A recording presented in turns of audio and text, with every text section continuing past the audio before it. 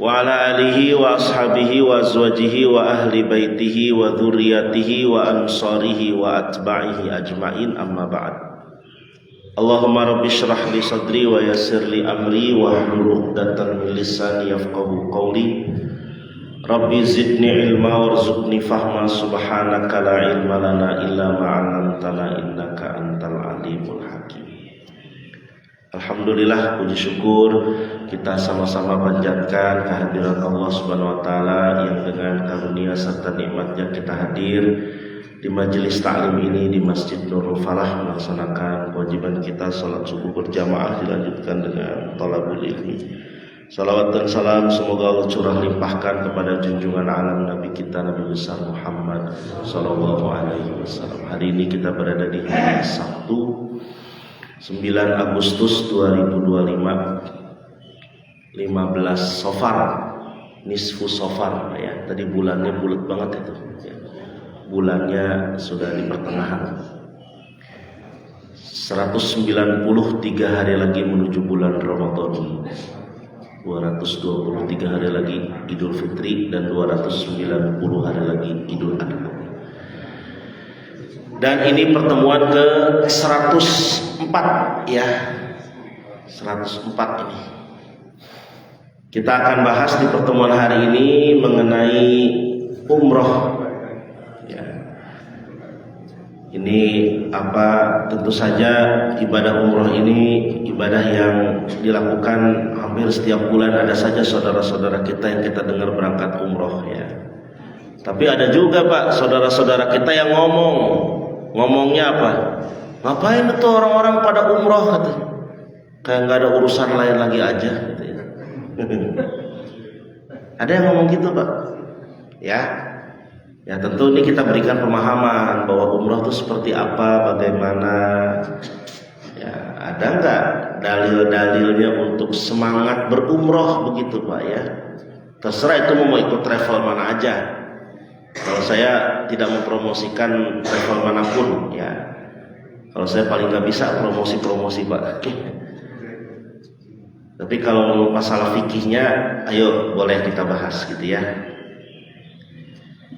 Jadi umrah ini sesuatu yang perlu kita ketahui urgensinya, pentingnya, kedudukannya. Ya, kita akan lihat kedudukan umroh dalam syariat Islam, dalil-dalilnya, syarat dan rukunnya, mikot, kesunahan umroh, kesimpulan, saran. Referensi yang dipakai beberapa kitab ya, termasuk juga kitab tentang haji dan umroh dari Imam Nawawi. Kedudukan umroh dalam syariat Islam. Umroh dalam bahasa berarti ziarah. Tulisannya kecil Pak ya. Secara bahasa berarti ziarah, sedangkan secara istilah syar'i umroh adalah ibadah yang dilakukan dengan melakukan tawaf di Ka'bah, sa'i antara Safa dan Marwah, tahallul dengan niat dan syarat tertentu. Jadi umroh tuh ziarah. Orang yang umroh namanya mu'tamir. Kalau orang yang berhaji namanya hajj ya. Al-hajj atau al-hujjaj, bentuk plural, bentuk jamaknya. Ya, jadi melakukan rangkaian serangkaian manasik dalam rangka ya melaksanakan umroh. Ibadah umroh disebut juga sebagai haji kecil karena di dalamnya terdapat sebagian rangkaian ibadah haji, yaitu tawaf, sa'i, tahallul. Tapi dia tidak ada apa? Wukuf, apalagi mabit di Musdalifah, mabit di Mina, jumroh, Aqabah, ula wusta Aqabah, tidak ada. Dia adanya tawaf, sa'i dan tahallul. Rangkaiannya di seputar Masjidil Haram saja. Ya. Syariat Islam menekankan untuk melaksanakan haji dan umrah dengan sempurna karena Allah. Tidak ada perjalanan yang layak diperjuangkan kecuali berkunjung ketiga masjid suci di muka bumi, yaitu Masjidil Haram, Masjid An-Nabawi dan Masjidil Aqsa. Ini ada hadisnya, nanti saya kemukakan hadisnya. Ya. Tidak ada perjalanan yang layak diperjuangkan kecuali itu. Ibadah umrah menjadi alternatif berangkat ke tanah suci bagi mereka yang sulit menunaikan ibadah haji Karena apa? Faktor antrian yang panjang. 25 tahun, Pak. Kota Bogor. Malah di mana ya? Sulawesi atau Kalimantan 40. Astagfirullah. Terus yang baru pulang mau berangkat lagi nggak bisa. Harus kalau mau reguler ya, dia harus nunggu dulu 10 tahun baru bisa daftar. Dan setelah itu ngantri lagi dari situ. Jadi Pak Haji Usman baru bisa daftar lagi 2029. 2019. Dulu bareng saya Pak Haji Usman Pak yang 2019-nya. Ya. Kecuali kalau pembimbing ya, kalau pembimbing lain gitu ya. Tapi kalau jemaah reguler ya begitu. 10 tahun. Nah, kerinduan yang sangat dengan Masjidil Haram dengan Masjid Nabawi begitu besar, tapi untuk haji sulit reguler, untuk furoda dan plus nggak ada duitnya. Haji plus dan furoda nggak ada duitnya. Ya udah umroh aja lah, gitu. Umroh aja, ya.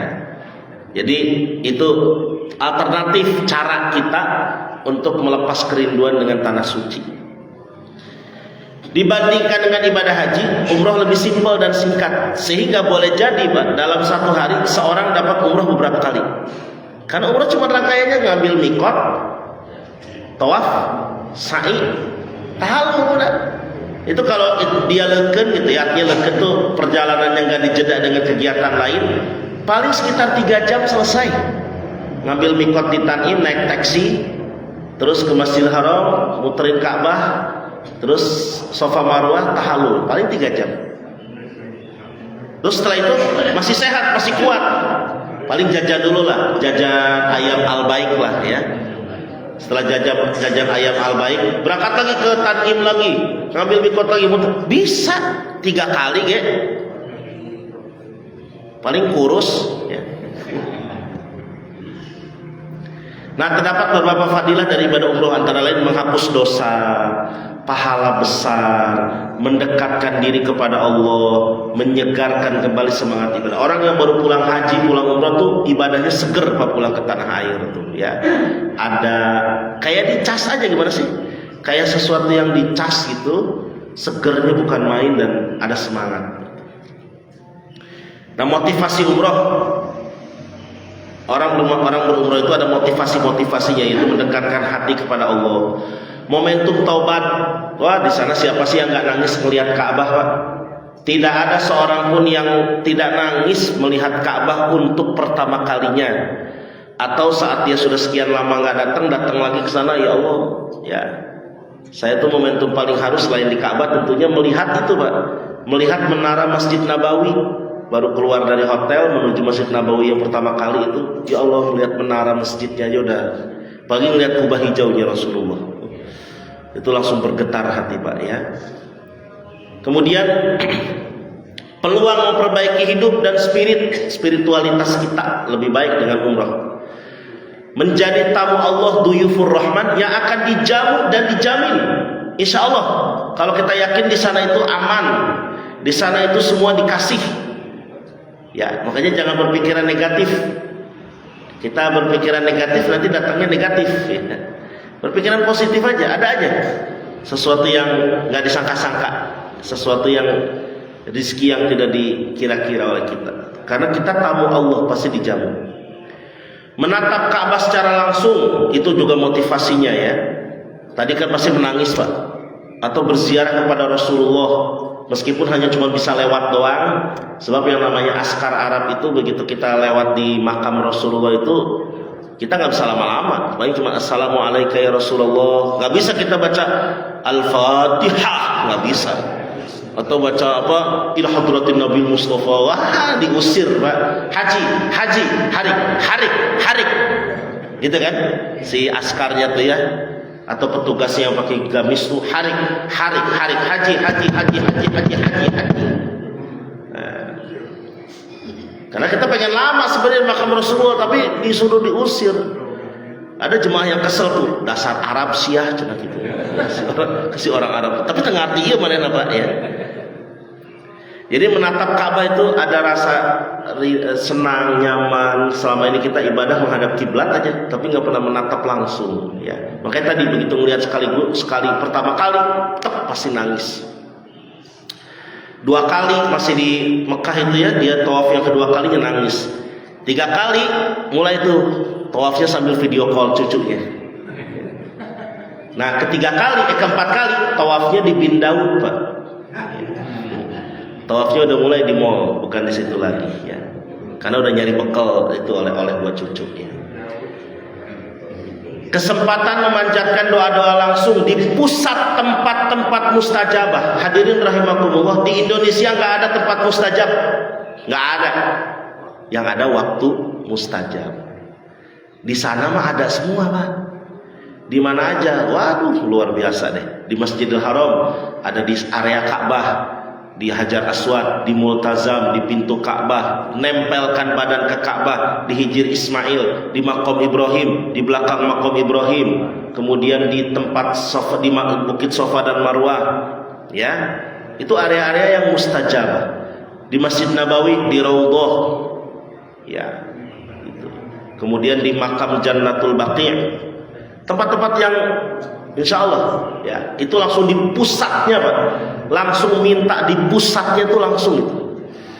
Dan itu terasa ya ketika saya juga 2024 kemarin itu, waktu saya berangkat, anak saya yang terakhir yang keempat itu belum bisa jalan. Saya doain di sana di Raudhah. Itu baru pulang dari Raudhah video call udah bisa jalan, Pak. Luar biasa ya. Jadi ya itulah mustajab. Makanya orang tuh pengen kesana tuh pengen ngedoa langsung. Di Indonesia kita ngedoa kok belum dikabul. Siapa tahu di sana, di pusatnya langsung gitu. Dalil-dalilnya ya Al-Baqarah 196, wa atimmul hajja wal umrata lillah, sempurnakan haji dan umroh karena Allah. Nah, karena ayat ini ada sebagian mazhab yang menyatakan umroh itu berarti wajib kayak haji, karena disandingkan dengan haji.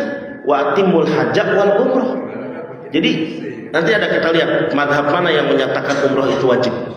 Ya, karena ayatnya nggak dipisah haji dan umroh, dan pakai kalimat dan. Kalau dan itu kan berarti penjumlahan barang sama, setara. Haji dan umroh itu setara. Kemudian hadis riwayat Imam Bukhari Muslim, umroh ke umroh penghapus kafarah dosa di antara keduanya. Bapak umroh 2015, terus umroh lagi misalnya 2020 atau 2023 lah, ya karena Covid 2020. Itu antara jeda itu ada kifarat dosa, ya.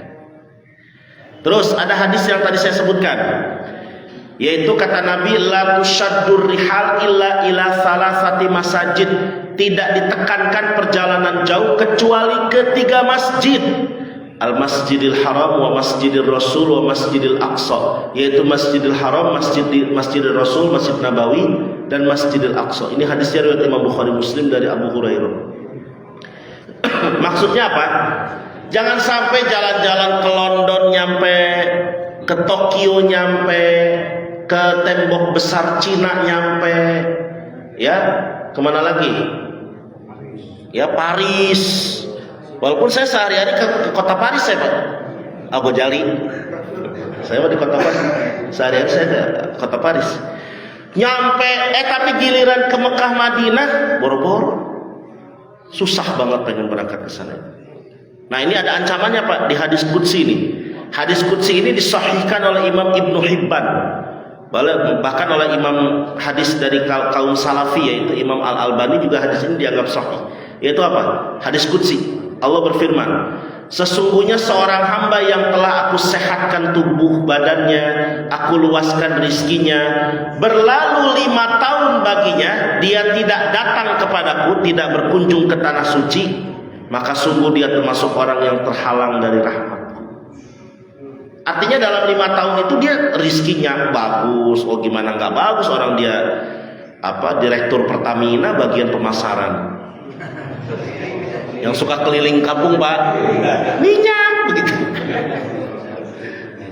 Jadi kaya raya, Pak, duit udah istilahnya sekali bersin langsung keluar duit, ya. 5 tahun nggak berangkat, Pak. 5 tahun gak berangkat, itu terhalang dari rahmat Allah. Jadi ini 5 tahun sekali paling gak umroh. Yang punya rezeki ya, gitu, yang memang ada rezekinya, sehat badannya, dia bilang udahlah sekali aja cukup, nanti aja kalau kita haji gitu. Itu kalau dia memang punya rezeki 5 tahun sekali paling tidak. Nah, saya bilang tadi bagaimana ulama memandang atau menyatakan hukum umroh. Di sini ada perbedaan pendapat. Mazhab Syafi'i menyatakan umroh itu wajib sekali seumur hidup, sama kayak haji, minimal sekali seumur hidup. Makanya kalau orang yang haji itu udah cukup dengan 1 kali haji, dia udah dapat umroh. Karena kan umroh yang pertamanya namanya umroh wajib. Dalam ibadah haji itu Pak, kan ketika kita ibadah haji, ada nanti umroh pertama dulu tuh. Dalam ibadah haji itu pas datang di Madinah, kita langsung setelah ziarah di Madinah, kita setelah itu 9 hari atau 8 hari baru ke Mekah, itu umroh. Yang datang ke Mekah langsung melalui Jeddah, itu juga umroh dulu. Itu umroh wajib gitu namanya. Ya. Jadi minimal sekali menurut mazhab Syafi'i. Hanbali juga begitu. Tapi menurut Maliki dan Hanafi, umroh itu hukumnya sunnah, muakkad ya.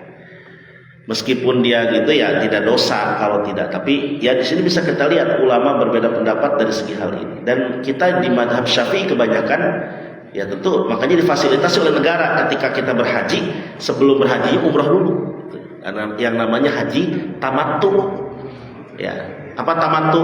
Tangi mangan turu. Karena santai-santai hajinya Pak itu. Syarat dan rukun umroh. Syaratnya Islam, harus Islam dulu, baligh, berakal, merdeka, mampu secara fisik dan finansial ya. Ustaz, kalau anak kecil gimana? Anak kecil yang belum balik sah Pak umrohnya, bahkan hajinya sah, tapi saat dewasa harus diulang gitu. Itu menurut mazhab Syafi'i ya. Tapi menurut mazhab yang lain ada yang bilang tidak perlu. Nah, mampu secara fisik dan finansial ini yang tidak kalah penting. Jangan sampai dia berangkat haji, berangkat umroh tadi ya, fisiknya nggak mampu ya nggak dipaksakan, finansialnya nggak mampu ya jangan dipaksakan sampai ngutang, ya tidak bagus ngutang-ngutang. Udah gitu ngutangnya di Shopee Pay Later lagi ya, bayarnya nanti ya, itu akan repot Pak, repot buat dia. Jangan. Udah kalau memang dia nggak mampu, nggak ada kewajiban buat dia. Nggak berlaku kesunahan umroh kalau menurut mazhab Hanafi, nggak berlaku buat dia. Rukun umroh ini nggak boleh ditinggalkan nih, harus ada rangkaian yang rukun ini. 1, berihram ya, tentunya berihram itu artinya memakai kain ihram di tempat yang sudah ditentukan mikot. Tawaf 7 putaran, sa'i antara Safa Marwah, tahallul, mencukur rambut, tertib gitu doang Pak umroh teh, simple. Makanya tadi dalam waktu 3 jam atau 2 jam kalau dia agak cepat jalannya selesai. Apalagi sendiri nggak bawa orang. Ya, alhamdulillah saya waktu 2024 itu sering umroh sendiri aja. Ketika jemaah udah pada tidur di hotel, saya jam 11 berangkat gitu ya. Ke Tanim mengambil mikot, terus tawaf. Ya beres jam 2. Jam 2 udah balik lagi ke hotel. Itu kalau kita cepat Pak, berihram, tawaf, sa'i, tahallul, tertib. Ya. Urutan pelaksanaan umroh. Berangkat dari penginapan menuju mikot.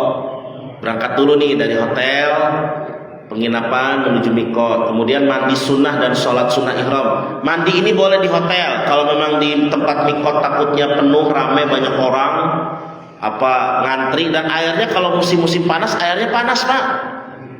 Di air mandi di mana di mikot itu, di Tanim atau di Jironah itu panas airnya ya, jadi mendingan mandi di hotel aja, nggak apa-apa. Masih pakai baju bebas aja nggak apa-apa, nanti salinnya di sana ya. Atau langsung pakai kain ihram boleh dari hotel, kan belum niat ini ya, pakai kain ihram langsung naik bis shuttle itu yang harganya cuma 2,5 real, 2,5 real dari Jarwal ke Tanim. Kemudian berniat ihram dari mikot, membaca talbiyah. talbiyatul labbaik Allahumma labbaik, kemudian tawaf sampai di Mekah, sampai di Masjidil Haram, tawaf 7 putaran, salat sunnah tawaf. Setelah salat sunnah tawaf, sunnahnya meminum zam-zam. Bagusnya minum zam-zam dulu, ya.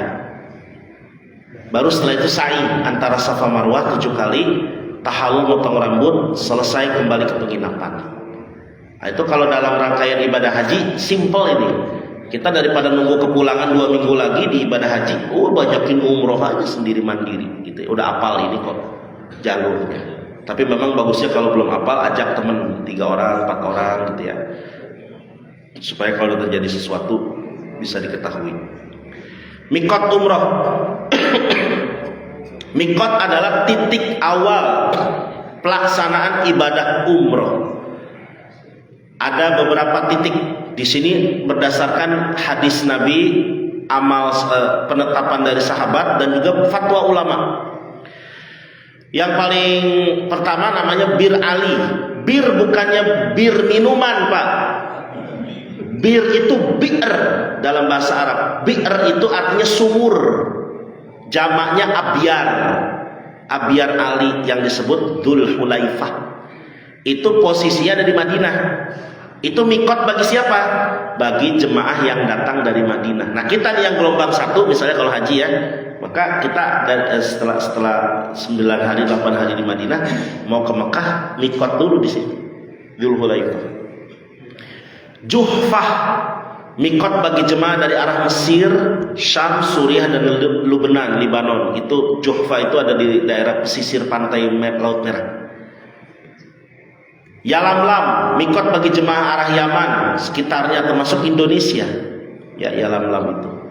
Tapi di atas pesawat kalau dari orang Yaman lewat jalur darat ya berhenti di Yalamlam itu. Qarnul Manazil, mikot bagi jemaah dari arah timur Arab Saudi. Ini Qarnul Manazil ini untuk wilayah Najd, orang-orang Riyadh itu kalau mau umroh ke Mekah, mereka di Qarnul Manazil. Nah, yang nomor 5 Zatu Irkin, ini penetapannya dari Sayyidina Umar, Khalifah Umar. Jadi bukan dari hadis, tapi penetapan dari Khalifah Umar. Emang boleh seorang Khulafaur Rasyidin menetapkan ibadah? Boleh. Karena dia ada dalilnya. Ya, hadis Nabi itu bilang, peganglah sunnahku dan sunnah Khulafaur Rasyidin sepeninggalku. Jadi makanya amalan sahabat itu, terutama yang 4, itu jadi syariat. Makanya taraweh itu kan boleh milih mau 11 mau 20. Umar bin Khattab 20 itu silahkan gitu ya. Ada hadisnya. Kemudian azan Jumat sekali itu di zaman Nabi, Abu Bakar, Umar. Di zaman Utsman dibikin 2 kali azan Jumat. Ada amalannya, ada dalilnya. Jadi jangan dibilang azan Jumat 2 kali, Allah dalilna. Tekek nu kitu teh. Nah, ini kayak Zatu Irkin, bayangkan Nabi nggak menetapkan. Ketika Nabi ada, Nabi nggak menetapkan. Apakah Umar bin Khattab membuat bid'ah? Berarti tidak. Itu berdasarkan ijtihad. Karena ada penduduk-penduduk dari arah Irak dan Iran yang tidak tahu jalurnya ke Qarnul Manazil, mereka lewatnya Zatu Irkin. Maka kata Umar bin Khattab, di situ aja udah mikotnya buat mereka gitu. Lalu Tan'im, Ji'ronah, Hudaybiyah 3 ini untuk penduduk Mekah. Dan kita yang haji kan berarti sudah tinggal di Mekah. Itu kalau kita lagi di hotel mau haji, mau umrah, tinggal ngambil di 3 tempat itu. Tan'im, Masjid Siti Aisyah, Ji'ronah, dan Hudaybiyah. 3 itu. Namun Hudaybiyah itu tempatnya sempit, Pak, kecil. Udah gitu kamar mandinya juga kurang enak, airnya mati kemarin ini ya. Jadi lebih enak di Tan'im, luas, dekat lagi ya. Nah, ada lagi fatwa terbaru, Jeddah. Jeddah itu bandara King Abdul Aziz bisa jadi mikot. Ini menurut fatwa MUI, bahkan udah dari dulu, dari tahun 80 Pak fatwanya itu. MUI kita. Dan diperkuat di tahun 81 membolehkan Jeddah sebagai tempat mikot jemaah Indonesia dengan alasan darurat. Karena di atas Yalamlam itu kadang suka lupa, ada jemaah yang belum pakai kain ihram, daripada bayar dam ya udah di bawah. Toh itu jaraknya masih jauh dari Mekah 80-an kilo ya. Jadi maka dari itu bisa sah menurut fatwa MUI. Meskipun kalau lebih bagus sih kita di atas pesawat di Yalamlam itu lebih bagus ya. Cuman kalau di Yalamlam itu resikonya apa? Berarti harus pakai kain ihram dari Jakarta. dari Bandara Suta udah pakai kain ihram, atau pakai kain ihram di dalamnya masih pakai celana dalam kaos kutang. Nah itu yang dikhawatirkan. Pas pengumuman dari pesawat Saudinya, jemaah sekalian, kita sudah sampai di daerah Yalamlam, 5 menit lagi Yalamlam, silakan persiapkan diri untuk bermikot. Dianya lagi kerek pak di pesawat, temennya yang sebelah sama-sama kerek, gak ada yang ngebangunin. Apalagi dia bukan umroh travel mandiri, nah, udah repot. Nyampe di sana bayar dam nanti. Nah maka mendingan di Jeddah aja nggak apa-apa gitu. Itu fatwa MUI. Tapi kalau saya lebih cenderung Yalamlam lebih. Kayaknya begitu tadi 5 menit lagi Yalamlam, kita saling ngebangunin aja. Kalau travel pasti dibangunin sama mutawifnya. Bapak Ibu, ayo siap-siap. Kita sebentar lagi Yalamlam. Yang masih pakai celana dalam lepas, yang masih pakai kaos kutang, bapak-bapak silakan dilepas. Nah, itu kan kadang mau ke kamar mandi ngantri itu. Makanya cepat-cepat di situ. Persiapkan, jadi udah tidak ada lagi yang dipakai selain kain ihram untuk bapak-bapak. Begitu lewat Yalamlam, silakan, kita sudah di atas Yalamlam. Nah niat di situ.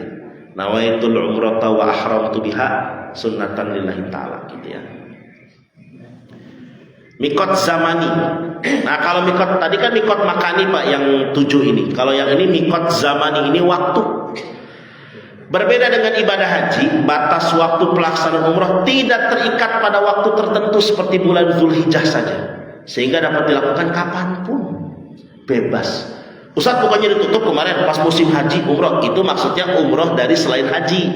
Tapi orang yang sudah mau berhaji, mau umroh sepuas-puasnya, di situ kesempatannya justru. Tapi umroh yang dari reguler yang lain itu ditutup karena fokus bulan Zulhijjah hanya untuk yang haji saja. Jemaah haji bukan dilarang secara syariatnya, tapi dilarang karena supaya Mekah tidak penuh, tidak overload ya. Makanya ada aturan apa kemarin itu harus pakai kartu nusuk ya, tidak boleh visanya visa ziarah, harus visa haji. Ditangkap-tangkepin itu pak, ketat itu, dibuang ke Jeddah pak, dideportasi malah. Dan kalau dari deportasi itu 10 tahun nggak boleh balik ke tanah suci, ke Mekah ya. Dibuang-buangin ke Jeddah, jadi nggak bisa. Terus ada yang mencoba setelah dibuang ke Jeddah, mereka mencuri-curi cara masuk, naik taksi gelap, akhirnya nyasar di padang pasir, meninggal tuh yang 3 orang itu kan, yang cerita 3 orang itu, yang 3 orang tersesat, 2 orang dibawa ke rumah sakit, 1 orang tewas meninggal di padang pasir karena nekat gitu. Udahlah kalau bulan Zulhijjah biarin yang haji reguler lah, haji plus, haji furoda itu kemarin aja bermasalah ya. Bahkan durasi pelaksanaan umroh sangat singkat, sekitar 2-4 jam sekali putaran, sehingga setiap orang dapat umroh beberapa kali dalam sehari tergantung kesehatan dan kebugaran ya. Jadi mikot zamaninya tuh nggak ada batas. Kalau haji kan ada, hanya di bulan Zulhijjah, itu pun di tanggal 8 sampai tanggal 13, 14 selesai habis itu, tidak ada lagi. Kesunahan umroh. Sunnah umroh mandi sebelum ihram. Jadi kalau bisa di hotel saja kalau repot ya. Berpakaian ihram berwarna putih. Ini sunnah pak. Ustaz berarti kalau kain ihramnya warna-warni boleh? Boleh. Pakai kain ihramnya batik misalnya, silahkan. Tapi akan jadi sorotan nanti di sana ya. Saking pengen apa ya, melestarikan budaya Nusantara. Umrohnya pakai kain ihram, ihramnya pakai kain batik ya. Salat sunnah ihram, baca talbiyah sepanjang perjalanan. Saya tadi ngambil mikotnya di mana? Di Tanim atau dari Madinah nih, dari Madinah dari Bir Ali menuju Mekah. Itu kan lumayan jauh perjalanan Pak. Jakarta Semarang itu. Sepanjang perjalanan baca aja. Labbaik Allahumma labbaik, labbaik la syarika laka labbaik gitu ya. Kalau enggak, kalau capek dikit tidur. Itu padang pasir aja sepanjang perjalanan Pak ya. Paling kita istirahat di rest area, nanti jalan lagi. Itu sepanjang perjalanan baca itu terus talbiyah. Jangan ngomong yang macam-macam ya. Membadalkan umroh orang-orang yang sudah wafat dari keluarga atau karib kerabat.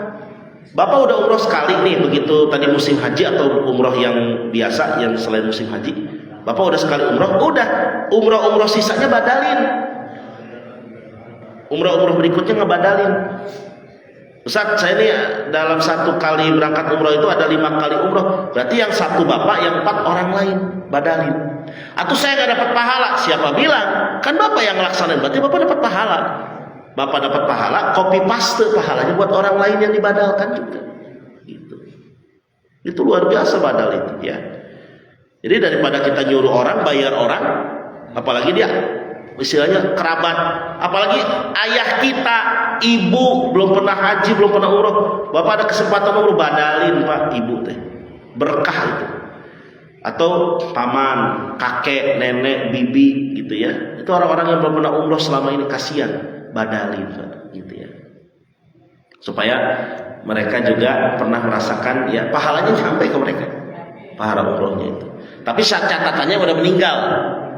Ya, walaupun ada ulama yang bilang boleh membadalkan orang yang masih hidup, tapi dengan catatan sakit parah, udah nggak mungkin berangkat kemana-mana. Nah itu bisa. Misalnya kita punya ibu, udah nggak bisa ngapa-ngapain di kasur aja, nggak bisa kemana-mana, udah nggak mungkin diberangkatin umroh juga. Maka kita anaknya yang berangkat kebadalin, itu ada ulama yang membolehkan. Ya. Memasuki Masjidil Haram dengan kaki kanan dan berdoa, Allahumma, pas nyampe pintu King Abdul Aziz dia, di seberang Tower Zamzam, itu pintu utamanya tuh. Allahumma antas salam wa minkas salam wa ilaika ya'udus salam. Baca bareng-bareng dengan muthaifnya.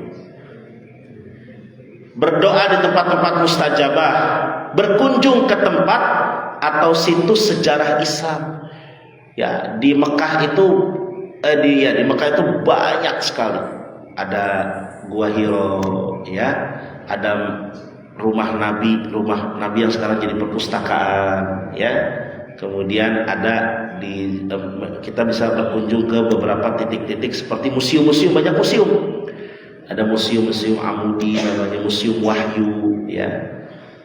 Kemudian ke Taif, ya. Sebenarnya Taif nggak ada kegiatan apa, Taif mah jalan-jalan pak kalau ke Taif mah, naik kereta gantung, ya. Gitu. Karena dingin aja di sana. Tapi di sana harusnya kita jangan jalan-jalannya doang. Ternyata ada situs sejarahnya, yaitu apa? Masjid Ibnu Abbas. Itu sahabat Nabi, sepupu Nabi yang jadi ulama dari Taif, beliau tinggalnya di Taif, wafat di Taif. Itu. Dan juga tempat Nabi ketika dilempari batu oleh penduduk Taif, ada ya tempatnya itu, situsnya diceritakan di situ oleh Taif gimana gitu ya. Kalau di Mekah di Madinah itu ada Jabal Uhud, ya. Kemudian juga makam Baqi bisa kita ceritakan segala jenisnya. Masjid-masjid sekitar Masjid Nabawi, ada Masjid Abu Bakar, ada Masjid Bilal, ya. Ceritakan itu cerita-ceritanya ya. Nah itu sunnah-sunnah umroh. Tips sehat di tanah suci,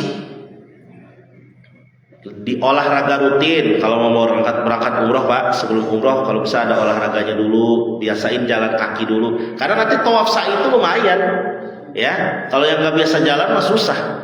Maka sebelum umroh mungkin nikreh katanya, nikreh lah. Di mana?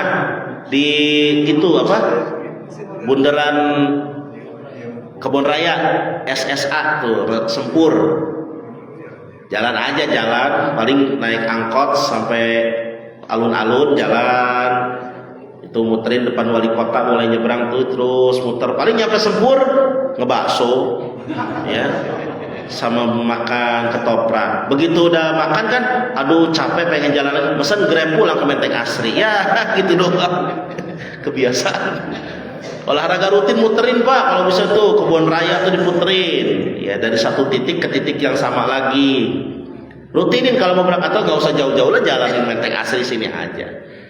Kalau warga Balitro muterin ini aja udah ya, 7 kali juga.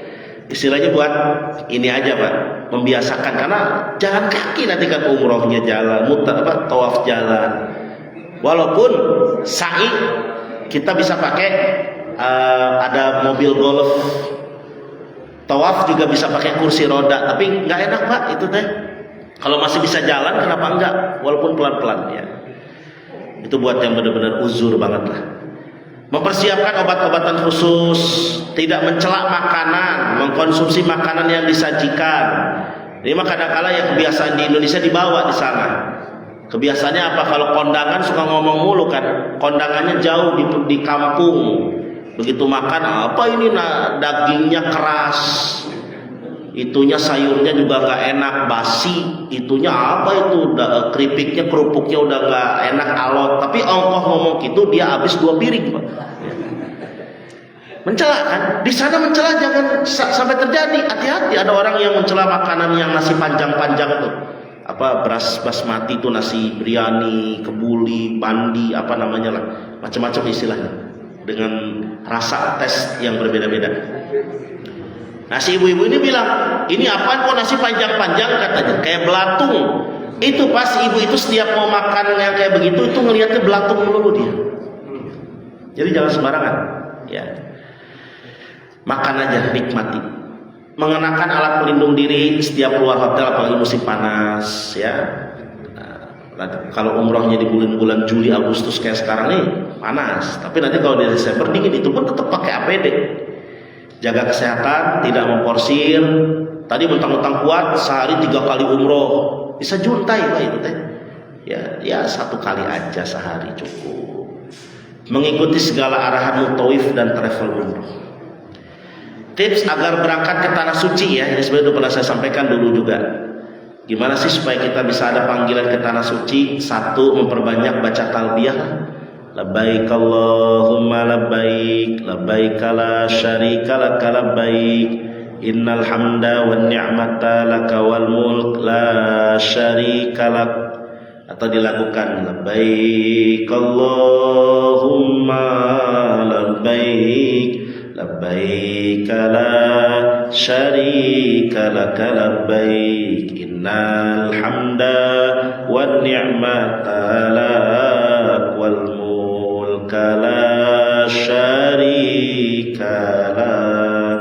Banyakin itu Pak, Bapak lagi nyantai, lagi tidur, lagi duduk-duduk, baca itu supaya ada panggilan. Perbanyak baca sholawat Ibrahimiyah. Nah ini karena Nabi Ibrahim kan yang manggil kita, ya. Jadi kita wasilahnya dengan Nabi Ibrahim. Yang mana salawat Ibrahimiyah? Itu yang di tasyahud akhir. Allahumma shalli ala sayyidina Muhammad wa ala sayyidina Muhammad kama shallaita ala sayyidina Ibrahim wa ala ali sayyidina Ibrahim, dan seterusnya. Terus memperbanyak membaca surah Al-Hajj ayat 27, wa adzin fin nasi bil hajji ya'tuka rijalan wa ala kulli dhamiri ya'tina min kulli fajjin amik, ayat 27 Pak. Itu ayat menceritakan tentang perintah Allah kepada Nabi Ibrahim untuk memanggil orang berhaji dan berumroh dari bukit Jabal Abi Kubais. Jabal Abi Kubais itu kalau keluar dari pintu Marwah, dia di atas seberangnya. Itu ada bukit, sekarang jadi Istana Raja. Nah di sampingnya, di samping pintu Marwah itu ada toilet 6. Itu toilet dikenal dengan toilet Abu Jahal. Karena rumah Abu Jahal dibikin toilet. Nah, rasakeun tamaneh gitu ya. Abu Jahal rumahnya jadi toilet. Seberangnya ada itu bukit, ada Istana Raja. Di bawahnya ada air Zam-Zam. Nah itu Nabi Ibrahim naik ke situ Pak. Teriak, padahal suara beliau nggak pakai toa, nggak kayak sekarang Masjidil Haram toanya keren Pak. Di setiap sudut ya. Toa itu suaranya nggak, nyaris tidak ada sama sekali kerusakan. Kan mungkin kalau di kita kadang suka ngehiung ya, di masjid-masjid kita itu. Terus kalau mau nyalahin itu pakai cek sound dulu kan, cek low. Di sana mah nggak ada, cuma ditiup doang kalau dia. Bertandanya udah ada. Nah, Nabi Ibrahim naik nggak pakai toa, nggak pakai speaker, tapi suaranya kedengeran ke seluruh penjuru bumi. Sampai dengan hari ini orang harus ngantri ke tanah suci. Al-Hajj ayat 27, baca itu. Malah ada yang menggunakan Al-Hajj ayat 27 ini buat ayat penglaris dagangan. Kenapa? Karena orang jadi pada datang gitu. Ya, teman maksudnya dibaca aja, nggak usah ditulisin, dicelupin di air, diminum jadi kopi, nggak usah. Atau ada pedagang, ada pelanggan datang, ditiupin bacain Al-Hajj, gitu ya, nggak usah. Itu didoain aja, kita baca aja, rutinin jadi wirid gitu ya. Yang keempat, memperbanyak membaca surah Al-Kahf setiap hari Jumat. Al-Kahfi ya, boleh malam Jumat boleh hari Jumat. Tapi yang paling utama di antara dua waktu ini adalah menurut kitab Fathul Muin, hari Jumat sebelum khotib naik mimbar, itu Al-Kahfi di situ bacanya. Malam Jumat mah biarin yasinan. Hari Jumat baru Al-Kahfi. Makanya datangnya jam 11. Datangnya jam 11. Ibu-ibu boleh, tapi dari habis subuh boleh ya. Karena siapa yang membaca surah Al-Kahfi setiap hari Jumat, Adha'alahu minan nur ma bainahu wa bainal baitil atiq. Itu kata Nabi. Siapa yang rajin membaca surat Al-Kahfi setiap hari Jumat, Allah terangkan cahaya antara dia dengan Baitullah Ka'bah. Artinya gampang berangkat ke tanah suci. Jadi kayak ada poros, Pak. Set gitu. Rajin baca Al-Kahfi setiap hari Jumat. Ada yang protes bapak-bapak, Ustaz saya rajin baca surat Al-Kahfi setiap hari Jumat tapi belum berangkat juga. Berarti suratnya ada yang kurang. Tambah surat tanah, surat rumah, surat mobil, ya. Jual-jualin Pak. Ini doa untuk yang kita untuk yang berangkat umroh. Kalau ada teman kita, saudara kita ini berangkat umroh nih ya, dari manapun, dari travel manapun, bacanya ini. Kita salaman sama dia, selamat ya, semoga selamat di perjalanan. Jangan gitu doang, tambah ini. Zawadakallahu taqwa wa ghafara dzanbaka wa yassara lakal khairu haitsu ma kunta. Nah, itu doanya. Ini doa Nabi nih kepada orang yang mau melakukan safar. Ya, jangan cuma salaman, selamat ya, titip doa di sana ya. Sama jangan lupa batu sapir. Doa ini nih Pak, ini doa buat yang umroh. Ya, kesimpulan, umroh dalam syariat Islam merupakan bentuk ibadah haji kecil. Para ulama ikhtilaf hukum umroh menjadi dua, yaitu sunnah, muakkad tadi dan wajib. Meskipun demikian terdapat anjuran kuat. Jadi jangan dibilang kayak tadi ada omongan, buat apa sih orang-orang teh umroh lagi? Ya biarin. Kalau punya duit kenapa enggak, biarin aja gitu ya. Jadi dia silahkan berumroh semau dia ya, yang punya duit gitu ya. Kemudian terlebih jika untuk ibadah haji sulit dilakukan karena faktor kuota panjang, biaya sangat tinggi. Syarat umroh adalah muslim, akil balik, mampu secara fisik dan finansial. Rukun umroh yaitu berihram, tawaf, sa'i, tahallul dan tertib. Mikot itu titik awal berniat umroh. Secara tempat namanya mikot makani, mengikuti yang sudah ditetapkan syariat. Secara waktu namanya mikot zamani ya. Kesunahan umroh antara lain memperbanyak berdoa di tempat mustajab, kunjungan, ziarah di situs bersejarah di tanah suci, menjaga kesehatan dengan baik. Terdapat beberapa amalan untuk segera diberangkatkan ke tanah suci. Saran, bagi setiap muslim yang memiliki kemampuan fisik dan finansial, tidak ada alasan untuk tidak berangkat ke tanah suci berumroh. Gak ada alasan. Ya, kalau memang pun cukup jalan berangkat. Bagi yang belum, ya, memiliki kemampuan tidak dipaksakan. Jangan sampai ngutang lah. Walaupun sah Pak, umrohnya sah, tapi ngutangnya itu memaksakan berarti. Tetap terus berupaya dengan usaha dan doa. Ada beberapa travel umroh yang menawarkan promosi dengan cara apa? Bayar 5 juta langsung berangkat. Tapi nantinya nyicil udah pulang. Nah, itu kan memberatkan. Ya janganlah. Udah kalau nggak ada duitnya nggak usah maksain.